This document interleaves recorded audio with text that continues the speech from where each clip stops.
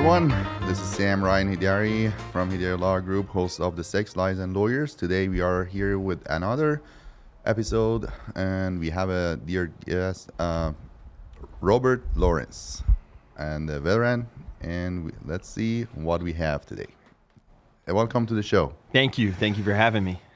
Robert, tell us about yourself a little bit. I'm an attorney. No, you are not. Maybe one day. I'm a jack of all trades. Where to start? You have experience possibly by the lawsuits. You become a lawyer. I have too much experience, both in the civilian world and the Uniform Code of Military Justice. Yeah, what can I say? I'm a normal upbringing, single father household. You're from Nevada? I'm from New Jersey. New Jersey, yeah, okay. Whole family's What brought from you Brooklyn. to Nevada? I guess the culmination of all these life events led me to be back here at the perfect time. And I'm sure we'll get into that. But I came back. I'm the host of Fight Junkeez. Wow, okay. You're hosting one of the podcasts, yeah? Absolutely. Yep. Okay. And the name of the podcast? It's Fight Junkeez. Fight Junkeez. Yeah, we do commentary, interviews, anything MMA, UFC related. And that's kind of what brought us back here. But I do love Las Vegas. I had lived here prior for about 9 months. And my wife and I, we just love it out here. So we're back, and we live in Centennial Hills. A little bit of a distance, little drive, but you know, it's a good separation from the city and the quiet neighborhood. Yeah, we don't really drink, or we have a newborn. We don't gamble, so as long as you don't gamble and you don't drink, Vegas is the best place to live. Yeah, no gamble, no cocaine, no hookers. We're doing all right. Yeah, you are going to do the best. So tell me about your military experience. Where have you been? So I'll backtrack to my father was a police officer. He was with the Port Authority Police in New York City. I guess they have jurisdiction in New Jersey and New York City. Mm-hmm. So I was raised in a household by a police officer, and my dad was and still is my superhero, He was also an MP. He was a military police in the U.S. Army. So when it was time for college and what I'm going to do as a young adult, I chose the military as well. So at what age you joined military? I started right after high school. I was in the delayed entry program. No, I actually took a year off and cut grass, had my own apartment, had a girlfriend at the time. But my dad was like, look, you got to do something, and this either isn't college or go to military. Absolutely. So I actually enlisted in October of 2005. Wow, during the deployment to Iraq. That was about a year and a half later. They have a program called the Delayed Entry Program. So I went through MEPS. With, basically, I did all the paperwork to get in, and I had a date to ship out, but I didn't ship till February. So I did my paperwork in October, but a few months later is when I actually left and went to boot camp. Boot camp, yeah. And that was in Fort Leonard Wood, Missouri. I was a 31 Bravo military police. And then from there, I went to Germany.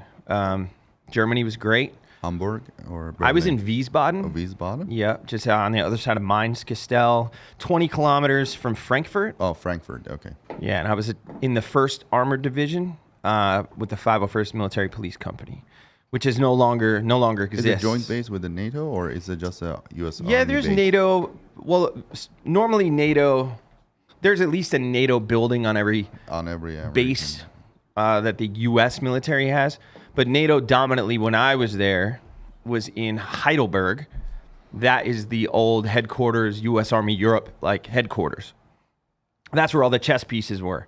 They were all in Heidelberg. So NATO was mostly there. I was on a joint. It was basically it was a smaller base, It was called the Wiesbaden Army Airfield, which what I've heard that recently now, it is now the mecca of U.S. Army Europe, besides Ramstein. That's where the generals are, at least for the Army, and that's where the headquarters is. But and when they I was fly in from that location. But when I was there, it's not one of the 16 black years ago operation sites, yes? No. No. Maybe, and I don't know. You don't know. I'm not a Navy SEAL or Stolen Valor Special Forces, so I don't know. You were just arresting them. Yeah. If they did something But if wrong. I do see you stealing valor, I'm going to call you out on it. No, I was just regular Army MP. I was in Germany. We did regular police for the base, where we had shifts like any other job. How military police works? If you are on the base, you are the police, yeah? Think of an army base or a military installation as its own city.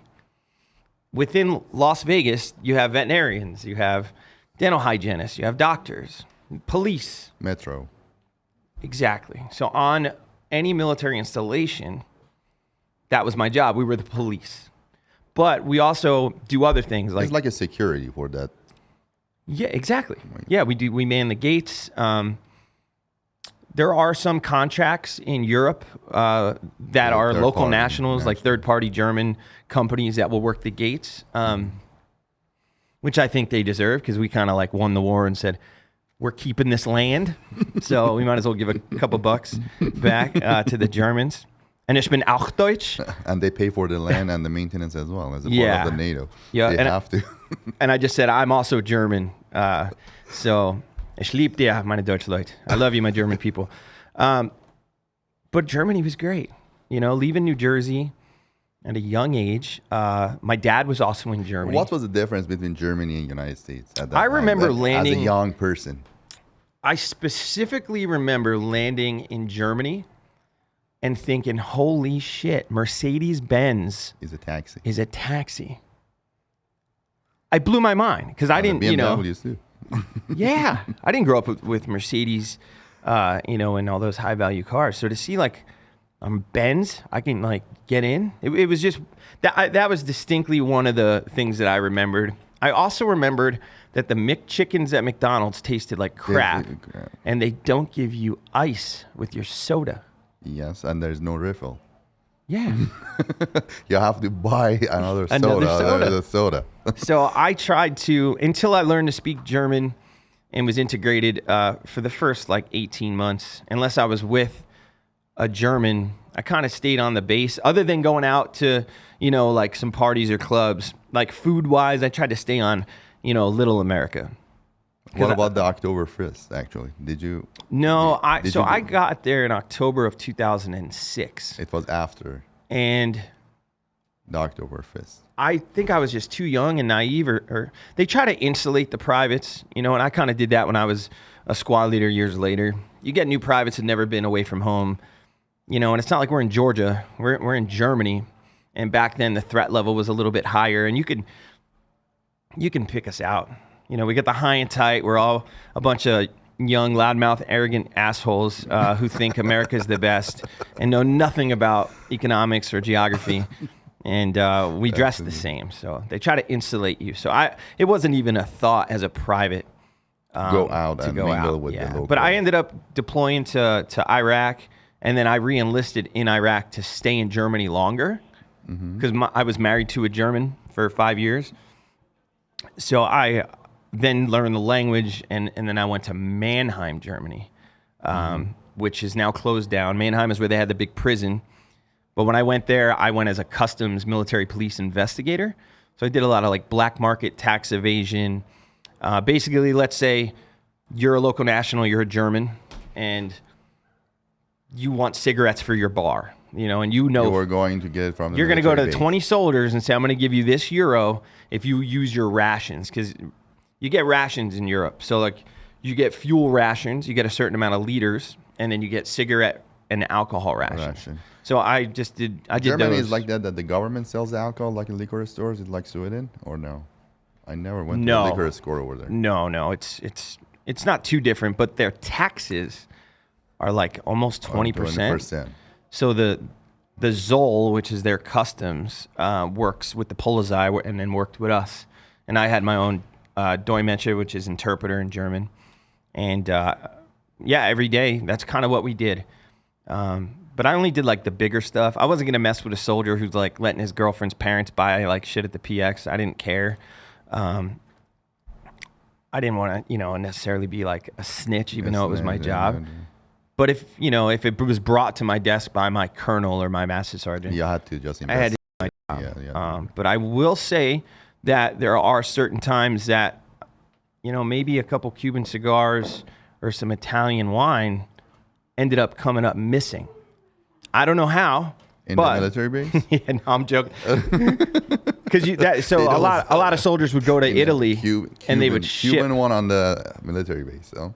Well, because even though U.S. Army Europe is in Europe, if you're not 21 years old, you can't drink on the base because it's little America. So Cuban cigars are not legal. Allowed. So if you cannot have Cuban cigars on the base because it's little America. It's no different than being in U.S. laws applies. Yeah. US federal laws applies. Yeah, Yeah, exactly. That's interesting. So yeah, I was in Germany. It was great. What about people? How did you find them different?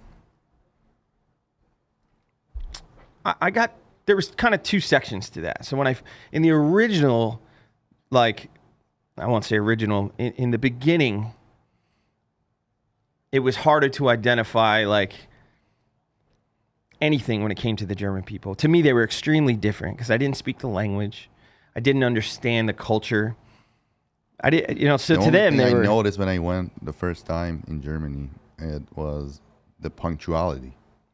Man, they were punctual. Even the train, even not deviating from 1 minute. All of them, they're on time. No breakdown on the train. In London, you could just be left in the middle of nowhere in the 5 a.m. and that no one cares. But here in Germany, all the trains were properly worked. All the metro, they were just clean, like Paris. They're disciplined. Smell like a urine. Actually, at that time in 2007, I was there. Yeah, it's clean. It's clean, super clean. Yep. And I don't know why it's so brand new. Possibly it was built up again from scratch after the war. But very interesting. That's the cleanest, more technologically pro country that I was actually in Europe. Yeah, you don't see compared to the other places, but the people homeless everywhere. Yeah, there's no homeless over there, and that was interesting for me at that time when I traveled all around Paris, Germany, Sweden, Denmark, South France. People are just so on time, working like a clock. They don't deviate, but they take their vacation. If there's 8 hours work, they work. It's not like here go to each other cubicle. Talking or doing. It's not like America where we're real fat and lazy. Is that what you're trying to say? Yeah, we're not each other. What a water cooler talk for 30 minutes until the boss passes by and Trust they me, just go back.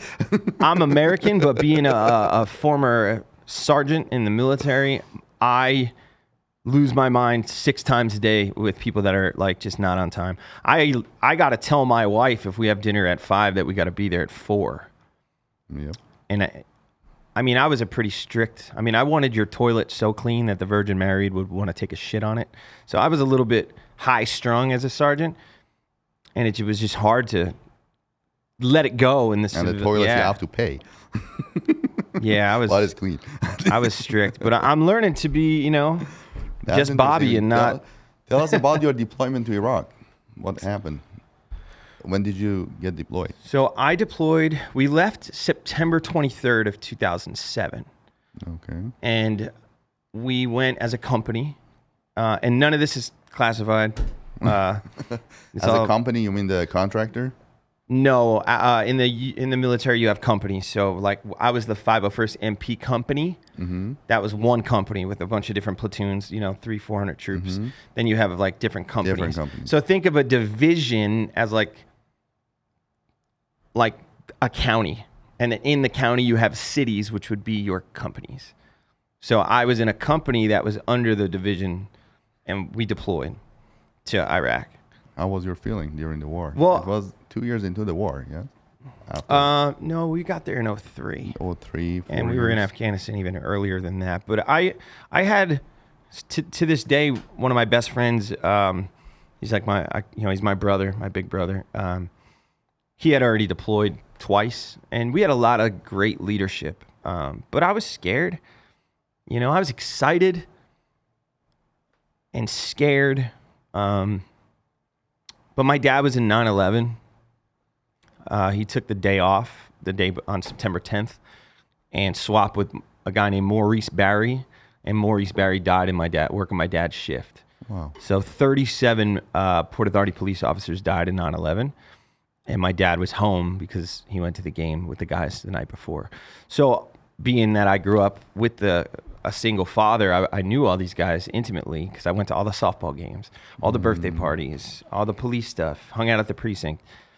And then I lost, I think there was 13 in my dad's precinct and there was 37 in all of Port Authority Police. So I wanted to, I say it now, looking back, I was the perfect incubator to instill hate as a young child who did not understand the bigger picture of war and money and what's behind influence and why we're going. When your father... You thought that you're going to fight for the country and that there is something wrong over there, we have to go fix it on behalf of them. I was like, I would slap you with the American flag if you looked at me wrong. I was and that's why I was the perfect incubator because, even in boot camp, I remember watching, they'd put up 9/11 stuff and flags and we'd salute and we'd say the soldier's creed all the time. And, it just instilled, and our targets were Dastashes. Like they embedded in my brain that this is what the enemy looked like. And if you told me then, post-Iraq, that a ton of my friends are Kurdish or Palestinian and look like that, I would have said, you're crazy. I hate those people.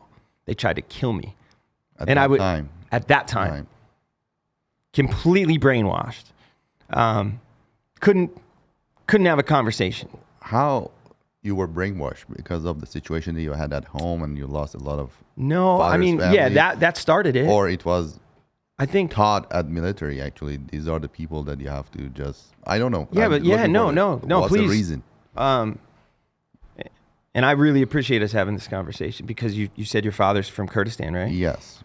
Persian. My old buddy and old interpreter, Ted, was Kurdish. He actually lost his brother. His brother got killed by Al Qaeda because he worked with the U.S. military and they found out. Always they were discriminated against by everyone. So Ted was very passionate because his brother got murdered. And I could see that pain in him as our interpreter. I want to say how it was indoctrinated in your brain. So, like I said, it was the media, it was the everything. Military training, or think of COVID-19, but to instill hate by motivation of pain. That was me. I lost. My dad almost died. You found out that the Iraq was not the target. It was not involved in the 9/11. I don't think it was like an aha moment. I was 20 years old then. I'm going to be 37. I think it was a mature moment or a mature length of time of just learning about the world. I started to grow up. Look at the Andrew Tate stuff. He's so big because he's asserting this false dominance that looks appealing to young kids because they don't know any better. That's what the military did to me. They're like, you're perfect. Your dad's friends died in 9/11. You have to come over. You're a soldier. You're going to go you're going to defend their honor. But when I was over there and I saw these poor children that have no good eyesight, I remember giving out, we used to get boxes shipped to us. They were bombed. I remember bombed by their own government. The Kurds. But I specifically remember in a town just south of Tikrit, a little mud hut town, we would call it. The name was Qadisiyah. And in Qadisiyah, there was a lot of kids there, and we would go there. We always liked to, if it felt a little weird, be around the children because we noticed over time that things wouldn't happen if the kids were around. Mm-hmm. The locals wouldn't try to kill us if I took a knee in the center of a in the middle of the kids around. Sorry, that gets me. Yeah.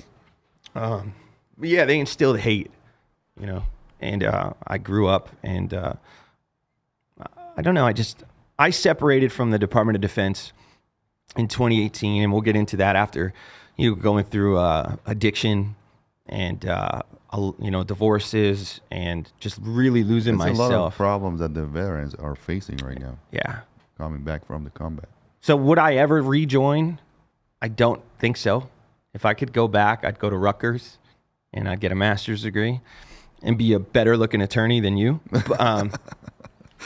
But I'm proud of my service to this country. I love America. But it's not easy. The post, digesting it and say, okay, I did the right thing or not, always is a dilemma, actually, for all the veterans. Yeah, they did the service. Vietnam. Vietnam is the same thing. Those guys go visit there now. I could never visit Some of Iraq. them try to help, actually, because they don't know. You couldn't pay me. They did a good job, or they just did the service to the humanity. They don't know. But that's America. That's the thing. That's America. That's a war, and it's war is money and the weapon. War is a necessity, unfortunately, right? Yep. We all can't get along because then there'd be nothing to sell. Some people try to make the war to make it money. Yeah, and that's the thing. That's it. It doesn't matter where. But I'm very glad that I woke up years later, and like I said, it wasn't an aha moment. It was a wow. You know what? If they came to Jersey and told me to go in my house and they killed my family, I'd kill you too. So how are they different than me? How? They're not. They're not different. They would just told me that on the television. And then I had to listen to my leadership. But you couldn't tell me that then. They were the enemy. During the time that you were deployed, did the policy of U.S. change or affected the soldiers on the ground when the administration changed from Republican to Democrat or anything? Yeah, you could feel it as a veteran. Absolutely. And we touched on that earlier. A lot of people, I tell people, then they're like, did you vote for the presidency? And, I won't get into all that politics, but I can almost ask anybody, when did the election of a president directly, I don't want to hear about your town, directly affect you personally? Crickets. It hasn't. I have, and my brothers and sisters have felt the direct impact of a new president sitting in office. When they were in the office, when you were in the combat. Yeah, under the Bush administration, there were certain, for instance, when we drove our Humvees, you weren't allowed within 100 meters. The defective Humvees that they changed it over the time for IED. Yeah, when I was there, thank God. Were the basic ones, possibly, yes. I had some I got hit. I shouldn't be here. I've had friends that got hit with less that are no longer here. I was just extremely lucky. So the trucks I was in. They were the improved version of the Humvees. The up armored, M1151 up armored. Yeah.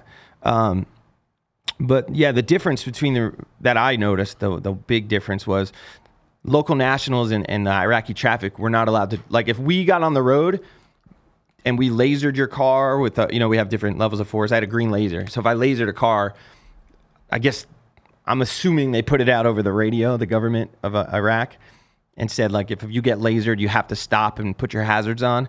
Because that's what they did. I was a private then. I just assumed that they knew. I don't know how they knew. I never thought that much. Yeah. But they weren't allowed to drive with the U.S. military. Next to the military? No way. No, my first, 7 months or 6 months, they weren't. No, hell no. They weren't. When you were going on the road, they had to open up like an emergency car. They didn't have to, but if they didn't, we were going to make them. Yeah. You were allowed to shoot them? Not necessarily, but we would run into your fucking car. Very aggressive. More aggressive. Because of the vehicle-borne ID threat. So vehicles that blow up. They call them V-bids. But when Bush was in, they were not allowed to ride with us. But when Obama won in 2008, his stance was more hearts and minds. And don't get me wrong, my company, we were always hearts and minds. I never went there to hurt anyone that, but if you, just like I'm from Jersey, you punch me in the face, I'm going to punch you back. Exactly. So if you shoot at me, I'm going to shoot you back. And we're probably a better shot. But yeah, Obama wanted more hearts and minds. How it affected you guys actually on the ground? It was a lot for me as a gunner because as a gunner, you were ready all the time to shoot or expect something is going to happen next to you. Yes, but I'm also in charge of the safety and security of my peers and my leadership. And I was a squad leader gunner, so I was a lead truck. When you're the lead truck, you are the first. You're the first to get blown up, first to get shot, first to get killed.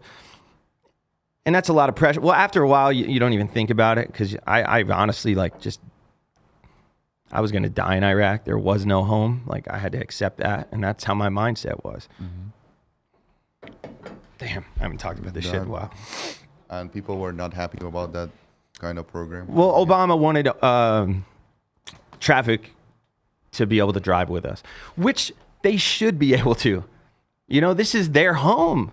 They should be able to drive their car with their beautiful children down the street and not have to worry about getting shot. You don't know when they're going to blow you up. But that people take advantage of it. Yeah. So as much as we did a lot of bad things, as a group, like not me personally, but like the U.S. military going in, and even, you know, I would consider a curfew in someone else's country a bad thing. Who are we to tell them? But at the time, military time, it was necessary. It's necessary because they were getting hurt by their own people. Women, children. Even their own people are going to get hurt if there's a bombing or something. And they would, I mean, targeting the Americans. I've seen that. I've seen them blow up in the middle of innocent people, actually, the locals and the nationals. Yeah, they don't care. When they put a bomb they want to kill everyone. To hit our truck, they don't care if there's a school bus by it. They don't care. They blow themselves up. But yeah, Iraq was... But it wasn't all bad. You know, I get emotional because I've been through so much post-military, and I've lost friends, but... lost friends in Iraq? Or afterward? Iraq, Afghanistan, and after. We've lost one too many, but a large amount to suicide. Suicide? Yeah. Yep. But I get it. Some guys can't hang, you know? Suicide is real. I've certainly had some suicidal ideations in the past, especially when I was heavy in addiction. And as much as I am going on 5 years sober this July. Congrats. Thank you. If it wasn't for addiction, I don't know if I'd be here because I needed to numb it. Numb it and just forget it. Try to distract yourself. Exactly. But I'm one of the fortunate ones. You know, who helped you? My father. My dad, and I have an 8-year-old, soon to be 8-year-old daughter. Was there any program for the military actually that is really useful and it helps people? There are programs, but there's no accountability. So if you come to me and say, Bobby, I'm losing my shit. I'm going through a divorce. I'm doing heroin or snorting pills and drinking every day, and I'm losing my mind. If you come to the VA and you tell a therapist that, and then you don't show up next week, no one follows up. There's no accountability. Nobody's going to call and see what Bobby's doing. Support system is missing after the therapy. No.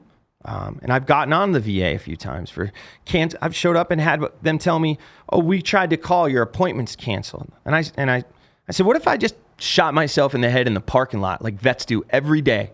That'd be your fucking fault." Excuse my language. That's your fault. And that's what I'm not going to do that because I'm strong and I have people that love me. But there's veterans that do that all the time because you claim that you called them. Are you kidding me? And we pay for this building as you sit there and be an arrogant whatever. So, but on the other hand, veterans have to keep accountability for themselves.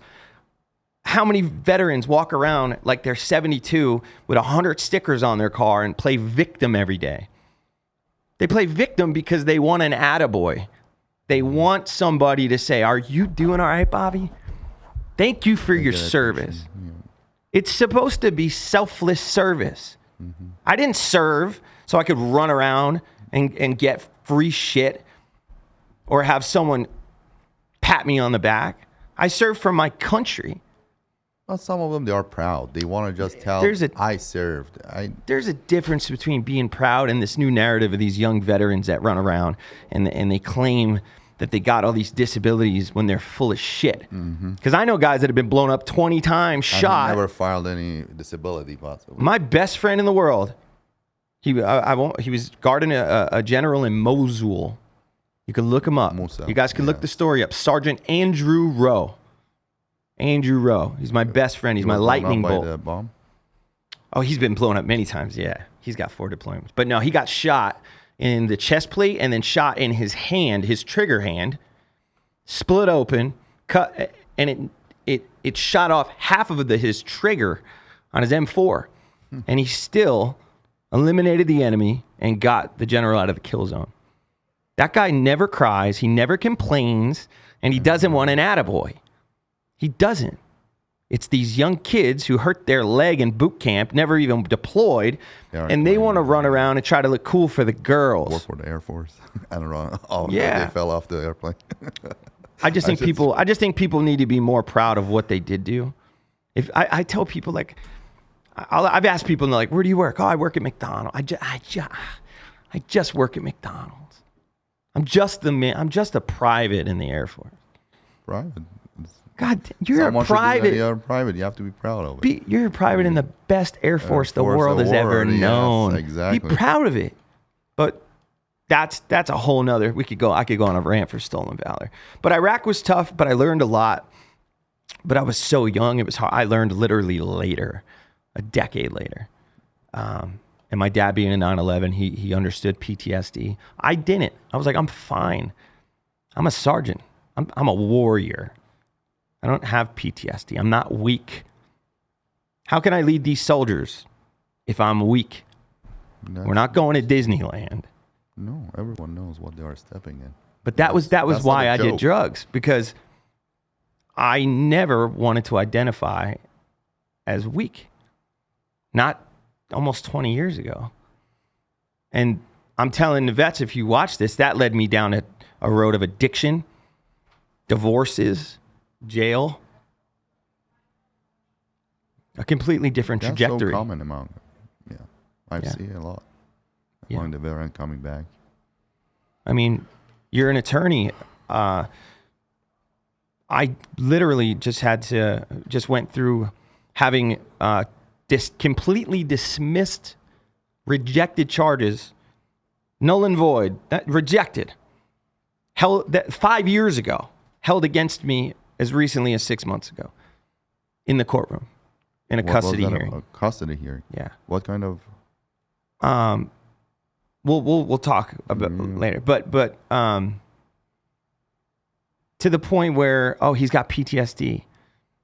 He's not safe to be around his kids. But you've never been diagnosed with the PTSD. You never applied for it. No, I am now. I was then, but I just didn't have the certain amount, But I was diagnosed with PTSD, and I was still a Department of Defense federal guard that carried a firearm. Everybody has PTSD. You could go to 7-Eleven tonight and go left. Get left, yeah. And then get hit by a truck, and now you got PTSD. PTSD. It depends on the level and how it affects your life, day-to-day activities. The problem with veterans is they give up. They make a permanent decision for a temporary problem. And that's where they can't come back.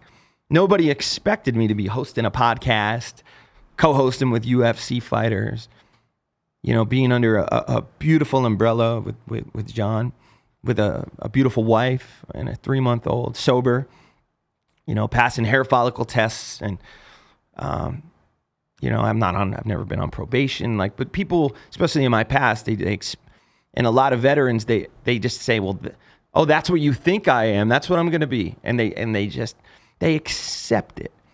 The same as the victim. But these are the same people who were warriors, who could run 2 miles in 13 minutes, do 80 push-ups, and were proud and stood tall. These are the same people. And now they're broken. And like you said, it's all similar stories. I don't have the answer. I think that one of the best solutions is being around someone like me who's been through it. Because I'm going to tell you what you need to hear, not what you want to hear. Are you part of any program that helps veterans? And I want to get more into it. During the pandemic, I was doing a podcast called the Regular Joe Podcast. I'm no longer doing it, but I interviewed veterans. My buddy, rest in peace, Ennis, he took his life. I interviewed his sister on my podcast because we forget the families left behind, You got kids? No. Okay. No, I apologize. But yeah, we just almost accept it. And then you know how many people come out of the woodworks when a veteran takes their life? Hundreds of people. Oh my God, this and that. Well, where were you when you knew he was sick. Mm-hmm. Like now, I'm slowly on a trajectory to do beautiful, amazing things because I'm blessed in the situation I'm in right now. Mm-hmm. A year ago, I put up a GoFundMe while living in a trailer with no money so I could have gas money to move to Texas to see my daughter. And crickets, nobody, nothing, nada. Nothing came to John, my dad, that's it. I post a picture with Dana White or me with UFC fighters or me on a podcast. I know. What's up, bro? Doing big things. How you been? That's the narrative with the vets. Oh, they took their life. Oh, we have to keep each other. No, we're not going to listen to the attorneys or the people at the VA. We just got to call our brothers and sisters. And I'm telling you, veterans, stop calling and FaceTime, video chat your brothers and sisters. Check up on them. Mm-hmm. In person. Don't call and anybody can tell you they're fine. You got to look at their eyes. And me and my buddies, we keep pretty good accountability because we've all been through it. So we went down a hell of a road, huh? Yeah. I apologize for that. Thing that you get me going. A lot of veterans are facing it, and unfortunately, and I actually, because of being a veteran, when I went through some of the legality issues, because I had never been in trouble before, there was a veteran program that you know what I'm talking about? I had an attorney. It was like a first-time offender. Yeah, for veterans, it was like and if you don't get in trouble for 5 years, everything's gone or something like that. It never made it that far because it was all dismissed. Like affidavits and non-prosecute, all gone. But I take accountability. I may not be publicly saying the charges and things that I went through, but if you're a father, and this is coming from a dad who lost his children. Mm-hmm. Why you lost your children? Long battle that I lost. But I fought hard. Very, very hard, but I'm not rich and I can't beat City Hall. But this is coming from a vet who knows the pain of wanting to talk to his kids and he can't. If you're a veteran and you are actively using drugs or drinking every day and your wife is crying, please stop. Stop. Because you're going to wake up and be in the shoes that I've been in the last few years. And I'm blessed. I'm remarried and I have a beautiful daughter and they keep me going and I have great people around me. But God damn it, if I could have stopped then, the things I would have not had to go through. But I didn't want to listen because I was stubborn. Because it's not going to happen to me. They're my family. They're my kids. It's my blood. Well, if you're a toxic piece of shit and you're no good, then you don't deserve to be around them. And I didn't at that time deserve it. I did not. I did now put the time in to be a completely different person. But at that time, absolutely, I needed to fix Bobby. And there's a lot of vets that don't want to fix Bobby. Like you said, the VA is not going to come and get you. But there are programs. I'd rather that I could have did 6 months in a rehab 5 or 6 years ago than do 6 years without seeing my kids. Because that's the unfortunate truth. Because the legal system, as you know, they don't play when kids are involved. Yeah, and they shouldn't. Yeah, and they shouldn't because the kids deserve. If something happens to the kid, everyone is going to regret it. Yeah, and TBI is a big thing. Anger outbursts. There's just so much that goes into it. You are now married and you have a daughter? I have a 3-month-old. Her name is Cash Monroe. Cash with a K. Yeah, she's a doll. And my wife is my best friend. She's my rock. She was there through this whole thing, living in the trailer. We were in like a fifth wheel camper for a while we traveled. She's been by my side through the ups and downs. Because we literally moved to Texas to co-parent and showed up and I got served termination of rights paperwork. But we literally talked to my daughter that day. I've always talked to her whole life. Paid child support, was always in their life. I have 2 boys that I adopted as well and raised from the former wife. She had 2 kids that were like 6 months and 2 when I met her. And I have legally adopted and raised them. They're now 14 and 12. But for a couple years, they weren't talking to me a lot. I was in California during the pandemic going to college. Your parental right? Yes. Yeah. Those two and my daughter. Your daughter with the former wife. Yeah. Yeah. Sorry to hear that. So it's a lot, you know, and I'm trying to. My ex used to, and other people, and most people have this happen. They try to use your past. You were a drug addict. You were violent. You're this and this and that. They try to use it to throw shade. But now it's my testimony, and it gives me strength. And I think everybody can get there. You're saying if you had time and you go back, actually you would have tried to go to the rehab instead of the... Absolutely. I'd go back to 2012 before I even had a daughter. Why she didn't help you to go to the rehab, or you were stubborn not to go? I think it was a little bit of both. Yeah, and it wasn't really presented. You know, like I've been going at July 23rd, 5 years off of opiates. I'm just finding out about Suboxone. Now, I'm not saying I agree with that. Mm-hmm. But why that wasn't brought to me? How many of you veterans are still doing drugs and fighting with your families? Go to the VA and get off the heroin that's going to kill you, and get put on a sustainable drug that your doctor is readily, accessible to watch. Yeah, there's just so many things that I've learned over the years, and that's why I want to help vets. But I stopped helping vets because I needed to really upgrade Bobby's life. I needed to really identify. I was, still having all the money issues, and I'm nowhere near where I want to be. But how could I be filming homeless people, and they're looking at me like, God, this guy's got a brand new car. He's dressed nice. They think I'm like a rock star, but I know that like I'm still dealing with issues. Mm-hmm. I'm living in a fifth wheel camper, and I only got $100. So I was like, damn, I'm using these homeless people to feel better. And that's not okay. Granted, I was feeding them and I do interviews, but it became my drug. I had hundreds of interviews, interviewing homeless people, telling them you could get sober too and all this. But when was it? This was as recently as a year ago. Once my wife was pregnant, I stopped because I didn't want to, God forbid, contract something. Yeah. But yeah, it's been a hell of a road.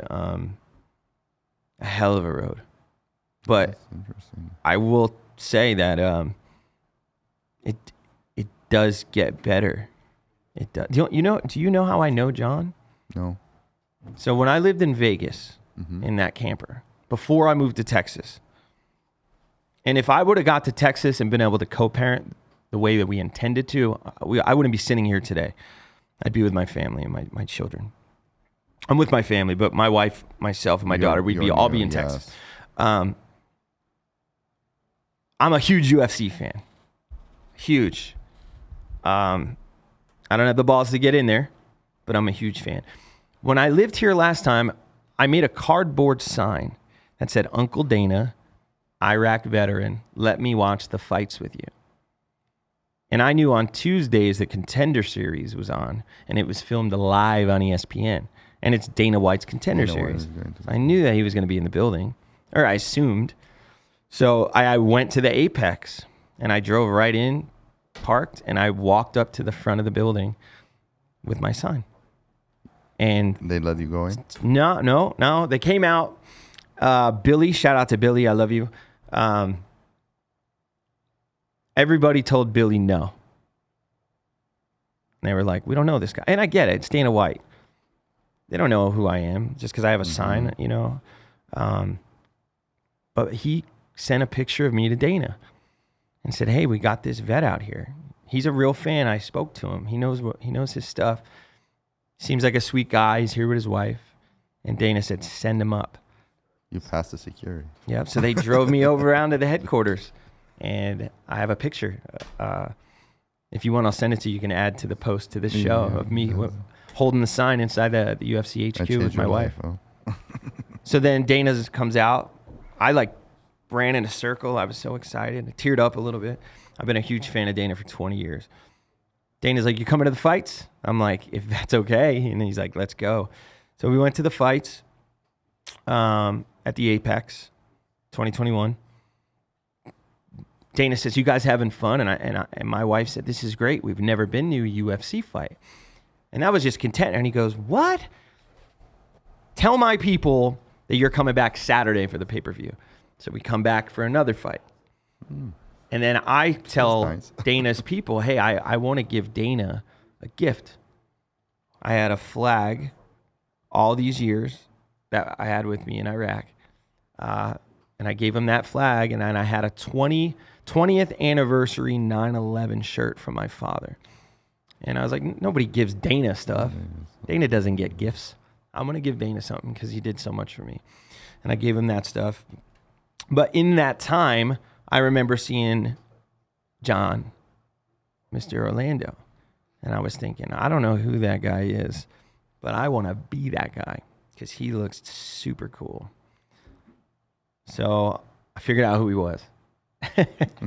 And he's like a big brother. I look up to him, and I'm blessed. And fast forward almost 2 years, and now I'm hosting a show with John. Yeah, that's perfect. Yeah. So, and I was literally going through the ringer and wanting to give up and didn't even want to be alive at those times. But I took a chance, and now look where I'm at. So just got to take a chance. You are a warrior, man. You survived. Yeah, I'm never going to stop. Yeah. They're in trouble now. The whole MMA community is in trouble. Ariel Helwani, I'm coming for you. That's interesting. Yeah. Thank you very much for coming on the show. Absolutely. It was interesting memories and sad, some of them. Yeah. To share, but that's a reality that we are dealing with in the veteran community. I've seen a lot. One of my paralegal also is a veteran, and he was a parachuter during the Persian Gulf War, actually, working with me for 6 years, and he had the real injuries actually during the combat. Yeah. Well, I appreciate you letting me come on the show. Yeah, thank you very much for coming in, and we will be in touch. Yeah, definitely. Thank you. I'm gonna come to some of those big parties I heard you throw. Yep, we have a grand opening of the office building in Nevada, Las Vegas. Beautiful. So we can see you tomorrow. Definitely, you are welcome. Thank you very much, man. Thank you, brother. Thank you for your service.